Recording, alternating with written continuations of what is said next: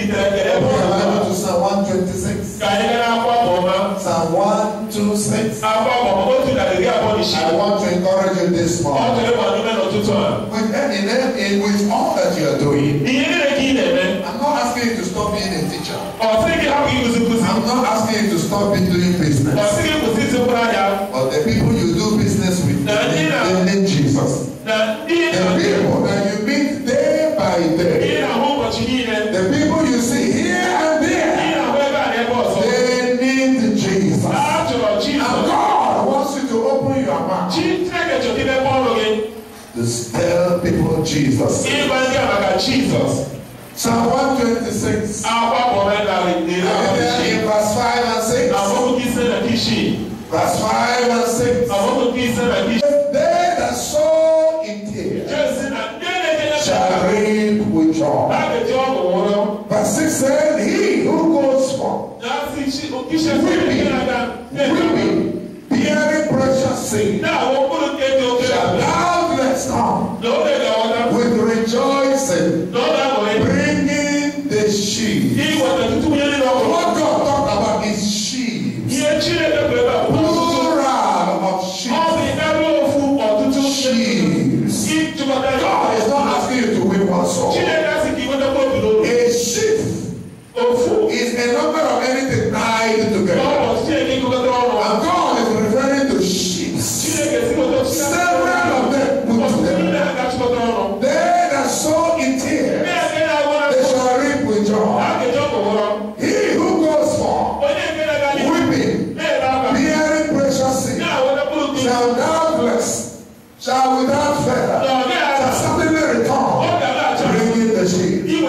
And every version says, those who go out weeping, carrying seed to sow. There is no farmer that goes to the farm to sow seed. And there he sees rice and beans and fried chicken. You don't see it in the farm. True of us? So the place, the field of sowing is a place of suffering. It's a place of anguish. It's a place of making sacrifice. It's a place people suffer. So the Bible said those who go out weeping, carrying seed to sow. This seed is the precious seed of the world. The seed of the word of God. Look at what the Bible says. It said, we return with songs of joy. And we return with testimony. Where is your testimony? Carrying sheaves. Can I give you a testimony? I was in Imo State yesterday. And I was in a marketplace. And as I stopped my car, a young boy came to ask me to give him money. I asked him, where are you coming from? He said, the Reverend Father sent them to collect money. Very brilliant. His name is David. I said, what did he ask you to do? I said, have you given your life to Jesus? He said, yes. I said, do you know what is repentance?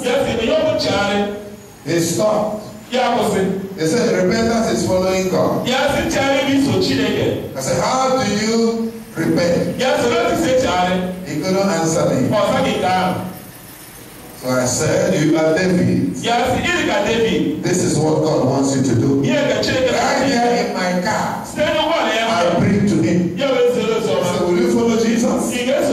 I told him that this thing is deceiving you. And honestly speaking, he gave his life to Jesus. While in the market, inside the market, I stopped the car and we prayed. And he gave his life to Jesus. You see how simple it is. And he is going to call me. I have handed him over to somebody to help him. But he came to collect money from me so that he will return to the Reverend Father. If you spend a little time. I was traveling to somewhere. But here we are in the marketplace. I spoke in just less than 5 minutes. And the boy said, I have seen you before. And he agreed to give his life to Jesus. Because the paper he was carrying, there's no message. Everybody open your Bible to Romans chapter 10. Romans chapter 10 and chapter 9 should be very, very close to you. It describes the condition of sinners. It describes the condition of people you know very well. Are you there? It says in Romans chapter 10, verse 1 to 4. How many of you have seen Romans? Brethren, my heart desire prayer to God for Israel. Is that they may be saved. For I bear them a record. I bear them witness that they have a zeal of God. But the zeal is not according to the knowledge. It is not according to the true knowledge. For they, being ignorant of the righteousness of God and going about to establish their own righteousness, they have not submitted themselves to God's own righteousness. They are zealous, to do their own thing, going about to do it their own way. For that reason, they do not yield, they do not submit themselves to the righteousness of God.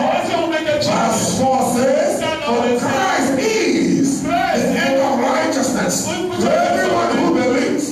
Jesus is, in other words, every righteousness God demands from us is made in Christ Jesus. When you give your life to Jesus, when you accept Jesus, you fulfill the righteousness of God. Brethren, my heart desire and my prayer to God was the people of God, the people that are called by the name of the Lord. My heart desire and prayer to God for Israel, for Nigeria, for the Catholic Church, is that they may be saved.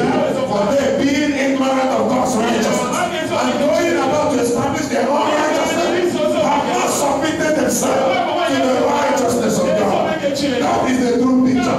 People are going about to do their own thing, look for salvation. Salvation is in no order. There is no other name given among men. Hebrews, after the Apostle chapter 4, verse 12, he said, neither is there salvation in any other, but there is no other name. There is no name that saves. Scapula does not save. Chaplain does not save. Angels do not save. No other name given among men under heaven by which we must be saved. There is only one name. Jesus is the Savior of the past, present, and future. And he said, go and tell them. Jesus died for the sinful world. Go and tell them he is coming back again. Go. That is how they light. There is a God bringing over the restless way. Say, send the light. Who will carry the light? You are the light of the world. A city set on a hill cannot be hidden. Men do not light up a lantern and hide it under the bed, but put it on top of the table, so that from the devil it will give light. You are the light of the world. Isaiah chapter 52. Verse 11 says, how lovely are the mountain and the feet of him that praise good news. Good news, proclaiming peace, announcing news of happiness. Our God reigns. Our God reigns. He's alive. Hallelujah. He's alive. Hallelujah. He's alive. He's alive. Our God says, hallelujah. Our God says, hallelujah. Our God reigns. Hallelujah. That is your message. You are the one to send the light. You are the light in the air. You